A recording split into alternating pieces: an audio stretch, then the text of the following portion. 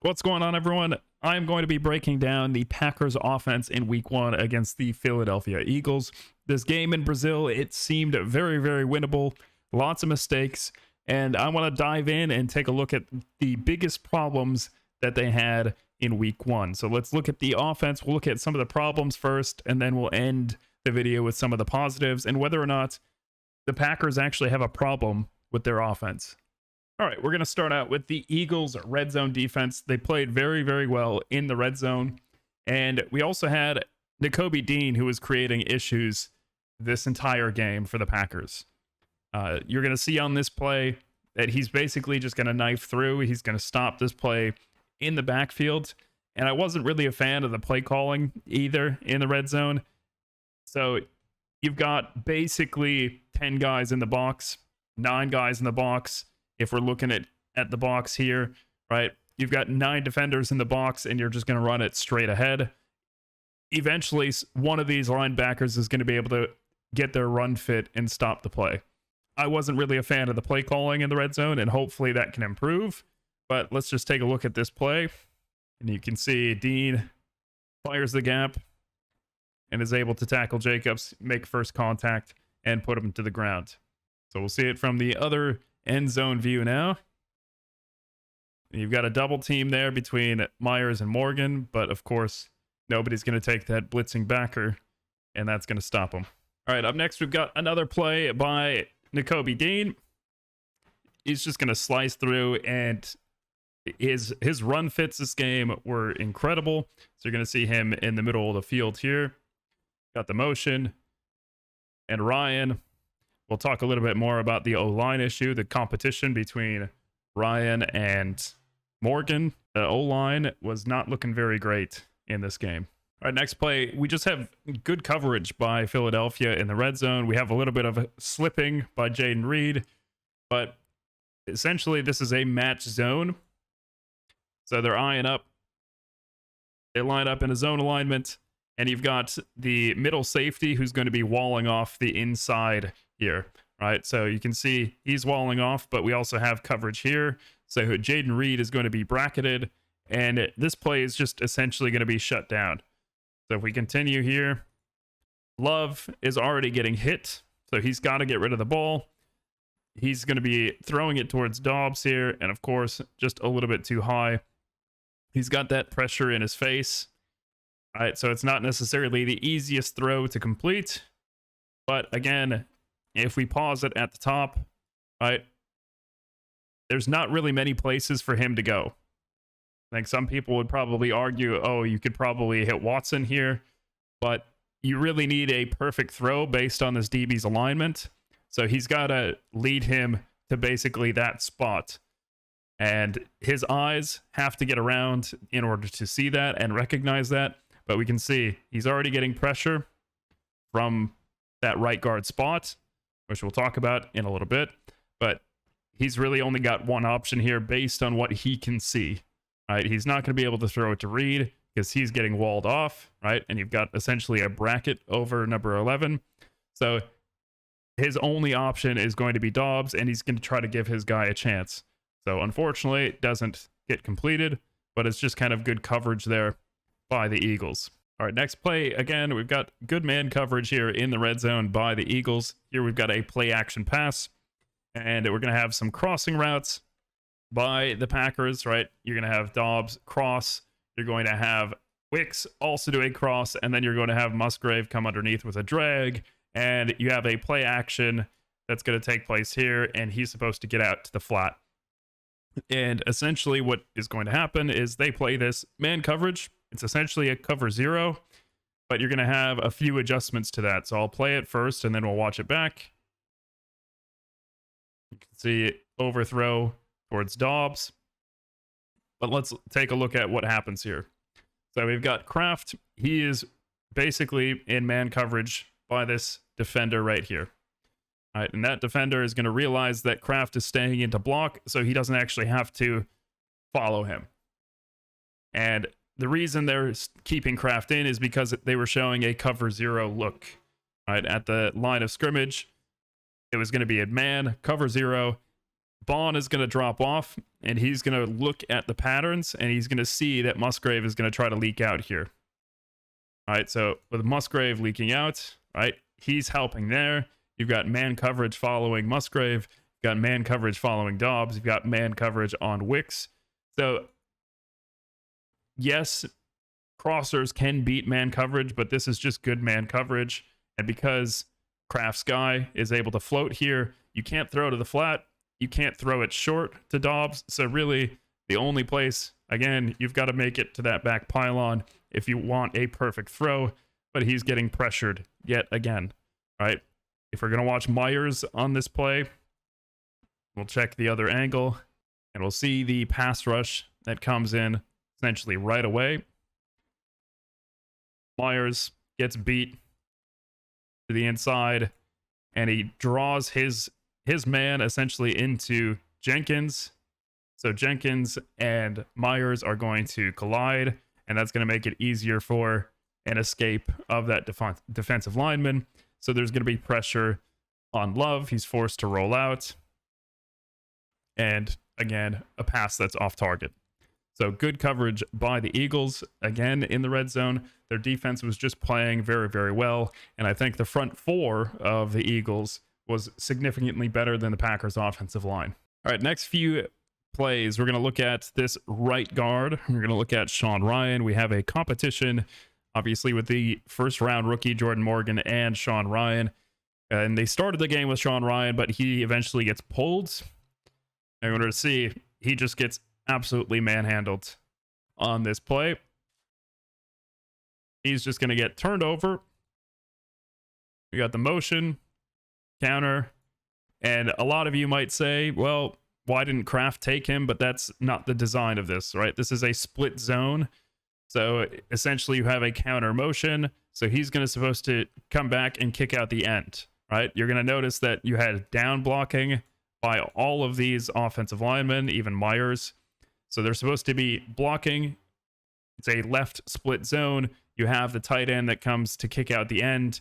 And what this is supposed to do, it's supposed to allow Jacobs, first, he's going to read this side of the field. If there's no opening, then he's going to be able to cut back. All right, we've talked about split zone before, but this is essentially there to create cutback lanes. And if you have all the defenders that decide to flow to the right, that's what creates that lane. But split zone doesn't matter if you can't block, right? So Sean Ryan takes a tumble there. We're going to watch it one more time. Just gets easily beat on the inside. And you can't run the ball if you can't, block the guy that's facing you. All right, next play. Again, we're focusing on Sean Ryan right here. And he needs to improve his balance a little bit. Here he's going to come out. He's going to fire. He's going to try to help Zach Tom with a reach, right, to make it easier. But he shoots with both hands. And you can already tell based on his feet, he's not balanced, right? And you can see the movement as well of the entire offensive line. Look at their feet, right? Look at the direction of all their feet. Except for, with the exception of Musgrave, they're just holding off for the backside. This is an outside zone. So Ryan is the odd man out here. And I know when coaches are going to look at that, he should be taking that bucket step to the outside, keeping one hand here on the inside chest instead of shooting with two, and then he would be able to reach the next level backer. But instead, he falls off balance. He can't get to the next level. Shoves Bond in the back, but Bond is there to make the play. And Bond had a very, very good game. Combination of Packers offensive line struggling a little bit, but that's something that you just can't have in the NFL, right? You should be able to fall in line with everyone else on the offensive line. You should know not to shoot to your outside shoulder when the run is coming to your inside shoulder, right? So this is something that definitely needs to be worked on by Sean Ryan. Of course, not everything was bad. Eventually, LaFleur is able to find that the trap game is going to work. So if we're not able to get a push on the front four, then we need to use their aggression against them. All right. So a trap is essentially going to be pulling You're going to have a down block, and you're going to have someone pull in order to take the backer, right? So this is going to be where we start to see some big runs by the Packers, is once they started to run more traps, and then you start to see it more often throughout the game. So here we've got the motion. You've got that pull. You had that down block, and then you have that pull to take that edge defender. And you've got a good block there by Kraft. Nice redirection by Reed, and you're able to get some yardage. All right, so Sean Ryan was able to produce some blocks here once we started to get some schemes that were helping our offensive line a bit. So nice gain there by Wilson, and obviously Turf Monster gets him there. Next play, we're going to be looking at Josh Myers again. It's going to be a combo block. All right, so I'll highlight, obviously Myers is the center. He's going to essentially combo block here to the left, and then he's supposed to bounce up to the next level to take the backer. But he is focusing too much on that combo block, and the backer's speed is just going to get beyond him. And again, this is Nakobe Dean, who was causing all sorts of issues. But you can see he gets a nice shove, right? Gets the combo block first, but then Nakobe Dean is going to shoot the gap. Sorry, footage went a little bit fuzzy. Shoots the gap, forces the redirection because the gap that he's intended to go to is filled up, so he can't necessarily follow that.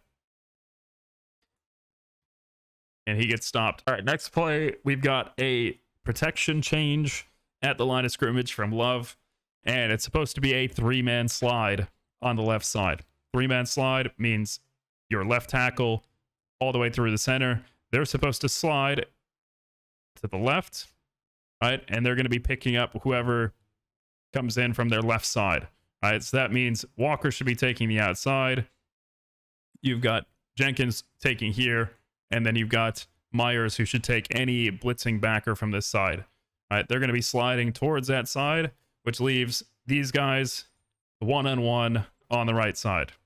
All right, so you usually use these protections when you have potential blitzers. So let's just see what happens. We're going to see there's a miscommunication. And because he gets chipped, Walker doesn't continue his slide to the outside. Right? So Jenkins is not able to block anyone, and we'll go back. Right? So this edge is going to kind of blow things up. Right? Kraft gets in the way. I think he's meant to be going out for a route. He slips, right? Makes contact, so he blocks him. And you essentially see that number 17 doesn't rush. Right? So that 3-slide protection is now, you're going to be sliding even further out because 17 isn't a threat. Right? 17 stays out in coverage.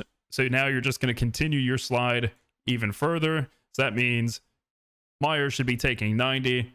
Jenkins should be taking the edge here, number 19. And then the blitzer off the edge should be Walker's. And of course, that's not what happens. Right? You're going to have a free runner off the edge. My footage keeps going fuzzy. You have a free runner off the edge. Love has to escape, gets sacked. Jenkins and Walker are talking and trying to figure out what's going on. All right, now we're going to look a little bit at Jordan Morgan, the first-round pick. All right, he had been rotating in and out with Sean Ryan. Here we've got a screenplay. The Packers ran a couple screens effectively, and we're going to see how he does here. He's going to make contact, and then he's going to make sure that Carter can't get to the quarterback. So he does a good job there. But then he's got to use his athleticism to get upfield and make a play. And he's not able to necessarily make that much progress. Myers is going to get a block there. Jenkins gets a block. So then Jordan's going to search for the next guy. But unfortunately, it was too slow developing, and Jacobs gets caught from behind here. So good pursuit by Jalen Carter, who, that man is a beast. I don't know how he drops to the Eagles. And this is kind of one of the first plays that Jordan Morgan had, and he's right up against Carter, who is a beast of a man. And you're just going to see this is kind of the welcome to the NFL moment for Jordan Morgan. Just gets bull rushed straight back into the quarterback, and he's going to have to try to bounce back in the next play. So he tries his best to hold the ground, A nice hand to the face there. Definitely doesn't get called. And he's going to have to realize after this snap that he's got to fight a little bit more than that. So it comes back the next play, and he's able to hold up a blitzer, and you can see his eyes. He knows what he's meant to be doing, right? He sees the open blitzer, but there's nothing that he can do, right? So he can't leave this guy. He can't leave Bond because he's literally 2 yards away from the QB. We have a free runner here. Morgan sees it the entire way, but there's nothing that he can do, right? He can't let go of his immediate threat. It doesn't make any sense to put one arm on Bond and then try to reach out with one arm to DeJean. So he does a good job here, and this is the next rep after he gets dominated by Carter. And this is the pass interference call that puts us close and eventually converts a touchdown. All right, next big takeaway that I found was there was a lot of sloppy receiver work. Again, we saw this last year at the beginning of the year, and we're seeing it again this year. So hopefully this gets straightened out. It got straightened out last year, but there is some sloppy work. Again, it could be the field conditions, but this is a stop route. Wick slips and is not able to hold on. Right? He had a few drops. I would only put 2 of the 3 drops on him. And we'll talk about Love's inaccuracies a little bit, but this is a good ball to the spot where he was supposed to be. And unfortunately, he's not able to bring it in. So we had many drops as a part of this sloppy wide receiver work. So here we have a fade route by Watson, and you're going to see he doesn't even attack the DB at all, and he just gets pushed to the sideline. So we're going to have to go back to the start here. All right, so we're back to the start. And normally what you want to do on a fade route is you kind of want to stay even with these numbers or inside those numbers. And a lot of practice fields, you'll see that they literally have a red line that runs in near the sideline because that's what receivers are supposed to hold when they're doing a fade route.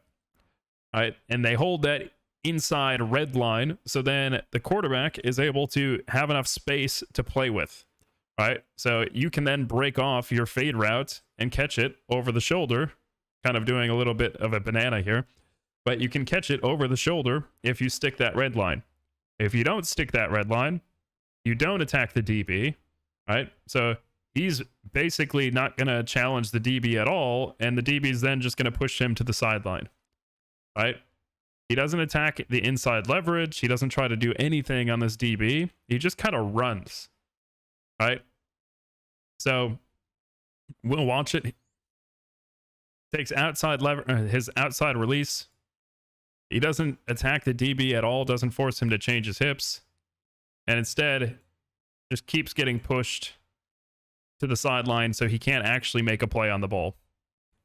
Whereas if he actually tries to challenge him, right, if he takes a straight on release and gets inside, right, that DB is going to have to open up his hips the other way, and Watson has the speed to beat him, right? It makes it a little bit easier rather than just him getting his hips around and able to use the sideline as an extra defender, right? He could get inside here. That way this DB can't push him to the sideline, and it allows Watson to imagine if he's here, right, instead of out here, right, he can then fade out and catch that, right? So you've got essentially a 5-yard difference where he just lets the DB use the sideline as an extra defender. So just kind of sloppy work by the Packers receivers. All right, next one, this is how not to run a pick route. Again, I will show an example of how the Eagles ran pick routes a little bit, but this is just something that you can't do. All right, if you're going to be running a rup route like this, you can't just square up and hit him because that's going to get called every single time. And I'll show you an example of how the Eagles run it for a big play. So here we have the Eagles. They're running a mesh concept. And you're going to see how this creates a big play. It's on a 3rd down, and it's just so easy. All right, we're going to focus on A.J. Brown here. He's essentially the one that makes this play. But you're going to have an over route. You're going to have an under route. And the goal of this mesh concept, right, is to try to pick off a defender, especially if they're in man coverage, which they happen to be, right? So this man defender is going to have to follow him, and the other man defender, Bullard, is going to have to follow him, right? And you're going to see AJ Brown not make any contact. He's going to do a little stutter step and continue with his route. Makes no contact, but it makes enough of a presence where Bullard can't actually continue covering. So here you have a delayed release, a little stutter step, so they're in each other's way. They make no contact. Bullard slips, and it's an easy first down. All right, so if you run your rub routes like that, where you have the potential of impact but no actual impact, then that can actually create big plays. Whereas the Packers were not able to be that detailed for this game. All right, next one, we're just going to continue with the receiver room. This is Musgrave. Had a couple key errors. This one is just not getting off the field. It's a little bit hard to see, but Musgrave is running off the field sideways. You'll see him at the top of the screen. Not sprinting off the field. He's running off sideways. So we have 12 men on the field for the Packers. There were 12 men on the field for the Eagles. If Musgrave realizes that he is not meant to be on the field, right? It caught the camera operator off guard. And you can see him there. It's very, very washed, but he is going to be running sideways. You can see his feet. He's running sideways. If he sprints off, he's going to be able to get on the white there, and it's not going to cause a penalty, and you get a nice opening touchdown. So that's mental error number one. And we're going to look at another mental error on the next play, which a lot of people will attribute the interception to Love, but there is some of the problem from Musgrave. All right, so here we go. Love's interception gets intercepted by Blankenship. We'll look at it from the other angle, and then we'll talk about why this is Musgrave's fault and not Love's. So Blankenship makes a nice play there, is able to intercept it. But essentially, I saw Kurt Benkert, he broke this down. He gave some insight as to how they coach it in Green Bay. And essentially, what is happening is you have a hot look. Right? A hot look means you're getting blitzed. You're not going to have enough people to stay in and block. So you have to manage your protection before the snap. Right? And what Benkert was saying is, if you have a hot look, you can't continue down the seam, right? Because your quarterback needs more time. So instead, what you're supposed to do is flatten it out. Because if you flatten it out, there's no backers there. So you're supposed to peak on the inside and then eventually flatten it out, right? Especially if you have one high safety. And if these backers blitz, right, there should be nobody in the middle of the field. So you should, in theory, be able to catch the ball here.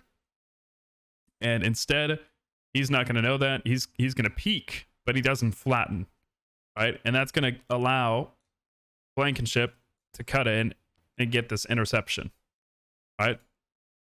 So here we go. You can see he's peaked, right? He's looking around. He's got this kind of Tampa 2 backer, so they ended up only bringing 4, and they dropped into Tampa 2. And he's getting walled off. And even if he does a better job of fighting back to the ball here, so you'll notice he continues to run upfield. But if he flattens out and he fights back to the ball, you know, he might not catch it, but it could potentially be a pass interference, right? So if he flattens out and is able to high point it, then that's going to be a significantly different play than how it ended up. So he flattens out. That gets called pass interference. Packers have a first down, but instead he continues running up the seam and it's intercepted. So not an ideal play here by Musgrave. Continuing on, we've got the next big factor would be Love's inaccuracy, his decision making. I don't know if he was rattled by the turf because he couldn't find his footing or what, but he had some very bad decisions and was not able to kind of keep the offense moving and scoring touchdowns, instead having to settle for field goals. So here we have one of his bad decisions. He's trying to throw to Musgrave there, but we'll go back to the start. Essentially, this play design, you have an over route, right? A corner route rather. So it's a sail, and they're trying to clear out this DB with a vertical route. So you're supposed to be getting here past the markers, but as a safety net, you have a little bit of a swing screen down here.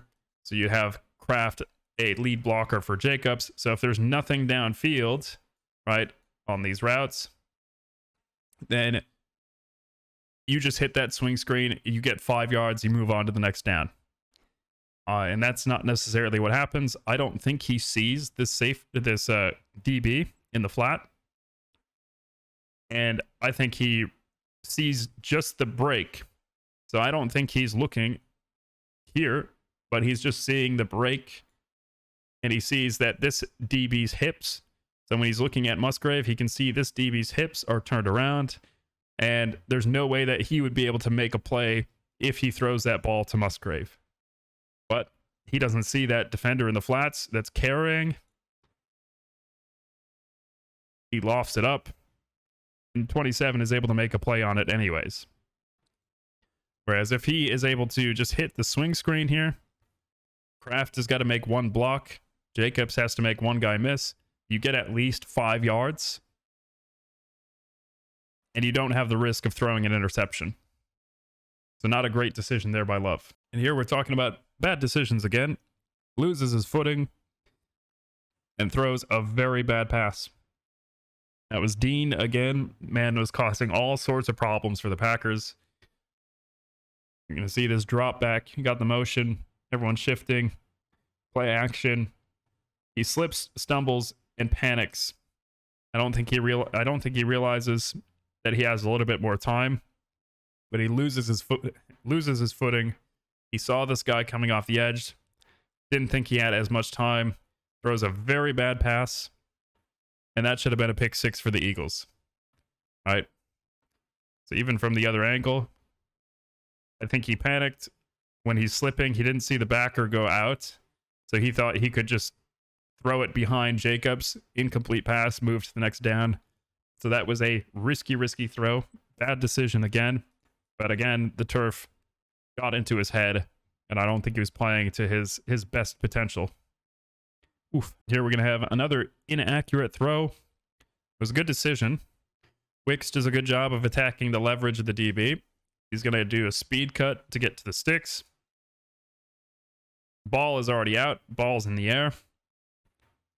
It just gets thrown behind. That's thrown to the sideline. It's a completion. So this was one of Wicks' drops. It hit him in the hands. He dropped it. Wasn't able to come in with it. But I don't know how he's missing this throw. It's a Packers staple to do the outs. We'll look at that in the positives. Just leaves it inside. Right? He puts it out here instead of back here. Right? A 1 yard, 2 yard difference. That's a complete pass. That's a first down. Move the sticks and live to fight another down. Right? Throwing it behind is dangerous because you're throwing it within reach of the defender. So he had some issues with his accuracy this game. All right, and we'll look at a few more examples. I'm not going to break it down, but here we have good anticipation, but inaccuracy. Should have been a touchdown. He anticipates that route getting open. You'll see it from this angle where he throws it. Recognizes it. Knows that it's going to be open because you've got a vision defense. Right, look at the eyes of the defenders. They're all watching the quarterback. They're not watching the routes. Dean realizes the routes. And Gardner Johnson realizes too late. So good anticipation. Could it have been placed better? Yes. And that's what we're talking about, is this inaccuracy. A little bit of a jam throws off the timing. But even without that jam, I don't think it's a complete pass. Here we'll have another pass that is thrown behind. This is thrown behind Dobbs.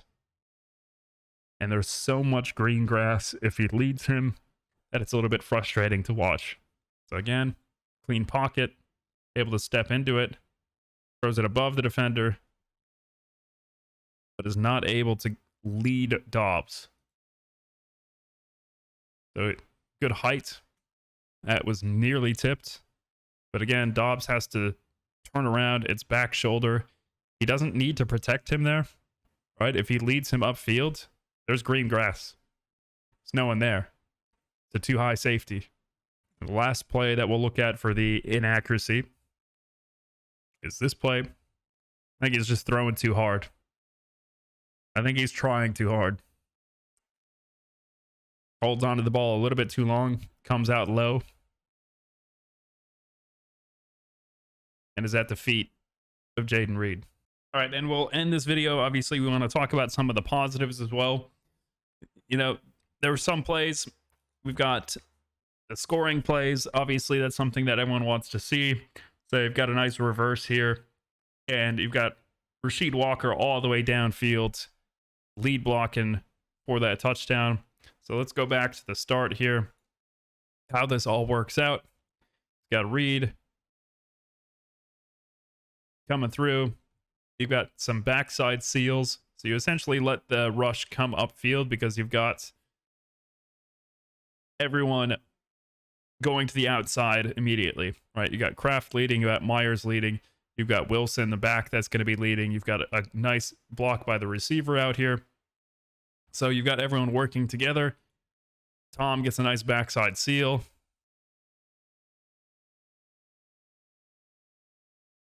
Myers is going to get a good kick out. Gives him a lane. And then you've got Rasheed Walker that's going to be upfield. Reed does a good job shaking that tackle. And we get a nice score. All right, so something I noticed as well that is quite funny is watch Jordan Love after this handoff. Puts his hand up as if he's going to get a pass. He would have room. Probably be a first down. But I wonder if they're setting something up for later in the year. So just a good play here by the Packers. Nice reverse. Able to get on the board with a touchdown. All right, next thing. I know some of the receivers are struggling. Wicks in particular. All right, yeah, Wicks here. And one thing I love about this receiving core, doesn't matter if they get the ball, they're going to block their ass off. And you will see it here. Wicks struggling, not catching any balls this game. You got a little swing screen. Get Reed out in the open. Got two blockers. We got a 2-on-2. He's just got to make one guy miss. He got Wicks on a linebacker there, making a hell of a block. Able to spring Reed for some extra yards. Got the safety flying in, leaps over. Very, very close to getting back to the original line of scrimmage there. A nice, safe call. Able to get the ball out. And you got Wicks blocking Bond. Able to get some extra yards out of that. All right, here we have a big touchdown. And I think it was a little bit of a broken play. But we've got vision zone, which is very rare in the NFL. So vision zone, if you look, they're not necessarily looking at the route concepts, but instead, everyone has their eyes on the QB. Obviously, some of them are using their peripherals to look at the routes as well, but everyone is looking at the QB, right? It's very rare to have a vision defense, but this is going to create some issues for the Eagles, right? And you've got number 2, you've got Slay, who now he can see a receiver in front of him, which could be an easy completion, right? And could be on the sticks, but because he's focused on the QB, he doesn't see any of the other route concepts. He's going to step up and see the guy that was in his peripheral, and he's going to allow Reed to get over the top, right? And Gardner Johnson is also going to realize it too late. Ball is out. Reed just has to flatten that. Easy completion. Make one guy miss on the slippery turf. And an easy touchdown for the Packers. And I know no one's going to want to hear this, but another big play by Jayden Reed was another broken play. He had some broken coverages that led to big plays for the Packers. This is another one. So again, similar concept as to before. Just some deep crossers. And this is going to be a mess up by no one other than Chauncey Gardner-Johnson, who messed up on the previous play that I showed. But he's going to stick with his man, even though he should swap. And you'll notice this other DB is asking for the swap. So if you keep your eye on him up here, he's going to be asking to swap. He recognizes, oh, they're doing some crossers. He's pointing. He's saying, hey, he's coming to your side of the field. Stay over there, because then I'll undercut this crosser. Right? He's going to cross. He's going to cross. He can undercut that, and then he can carry the other crosser. So if they switch that, they've got pretty good coverage this play. But they don't, because Gardner-Johnson misses that they're going to switch. Right? It's like man defense in the NBA running a pick and roll. If you don't switch, right, you're going to leave someone open. So Reed gets another big play due to a broken coverage from Chauncey Gardner-Johnson. Next, we'll just look quickly at play action and how this is able to work once you get your ground game going. So we get that trap look. So you can see the backers, their eyes still looking in the backfield, and they're going to get sucked in because the trap was successful for the Packers. So they see that guard pull. They're just going to assume that it's a run. Dean then realizes, oh, wait, Love still has the ball. Nice little drag route. Kraft, big play, inside the 20. Keep it moving. Last few plays, we'll look at the ground game. We'll look at how the outside zone of the Packers was working quite well. We're able to use our finesse. So I don't think the Eagles D-line, they're obviously significantly stronger. Huge finish there by Jenkins. And the Packers offensive line, so when we actually got them outside and we had them moving, could have been a hold there on 63. But nice finish there on by Jenkins on Nakobe Dean. So once we started running outside the tackle, outside zone, running traps, it was significantly better in the ground game. So I'd look forward to more of that in future games. And here we're going to have another outside zone. Of course, it wouldn't be a LaFleur offense without some motion. Good outside zone. Able to get a combo block. Then Walker's able to get off and spring for a big gain. So we can focus on Walker here and Jenkins on the left side. They get a nice combo. Walker's able to keep pushing in the direction of the run. Gets off and is able to get a nice block on 27 there. Springs Jacobs for a big gain. So outside zone was working quite well in this game. All right, last run play I'm going to show. And this is a guard and a Y counter. So you're essentially going to have some movement coming down this way.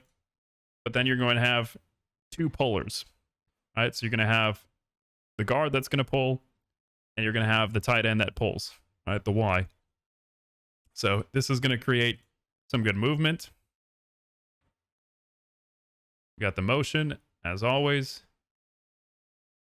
And you've got the handoff, and you've got the puller. So Ryan, this is one of his good plays, right, is able to make contact there as the first puller. And you still have a second puller that's going to come in and kick out that linebacker. Good contact on Dean. Sheed has a nice block on the other backer. And it's a nice big run for Wilson. So once we started to run traps, counters, things of that sort, right, the run game was a lot more successful. I think it was particular for the Eagles' defensive line in order to make sure that we're using their aggression against them. All right, and last play that I'm going to highlight for this is just Dobbs being the most consistent receiver. This is a very, very good route by him. You're going to notice the separation that he creates. The Dobbs right here going to be doing the Packers classic of an out route. Is able to get a nice catch and some extra yards after it. So why does this work? It's a little bit hard to see from the end zone view, but we're going to take a look at this. This is something that he does better than Watson, and you're going to notice how he attacks the leverage. Right? So watch how he attacks this DB. And then he's going to have a stutter step at the break. Right? So he starts to kind of speed cut out, but he breaks his hips down, right? Which forces a change of direction. So the DB could be thinking that this is a comeback. So the DB is going to try to sink his hips as well and undercut that. But because he does that little stutter, right, he thinks it's a comeback, but it's actually an out route. So the DB's angle is off. Right, so he undercuts it. Meanwhile, Dobbs is going on an outbreaker. So there are little details in route running that can create separation. We know Dobbs isn't a burner, but he's just broken down, made it seem like a comeback, and continued on an out. So it was really, really impressive play there by Dobbs. I think he'll be the most consistent receiver throughout the year. And hopefully all the receivers continue to make improvements, and the Packers will be fine in the long run. So, yes, there were a lot of issues this game. They weren't perfect. They definitely should have won the game. If they convert touchdowns instead of field goals, they're going to be significantly better in this game, and they come away with a win, and Jordan Love doesn't get hurt. But now we have to look forward to Malik Willis, which I have a planned video to look at Malik Willis. I looked at all of his preseason film, see what I could find, and put up a scouting report of Malik Willis, and we'll see how he's going to do against the Colts. I doubt Jordan Love is going to be playing against the Colts, but we'll see what happens in the future. So I'll have another video coming out breaking down the defense, and I'll have another video looking at Malik Willis. So I appreciate you guys taking the time to watch this, and I hope to see you in the next video. Take care.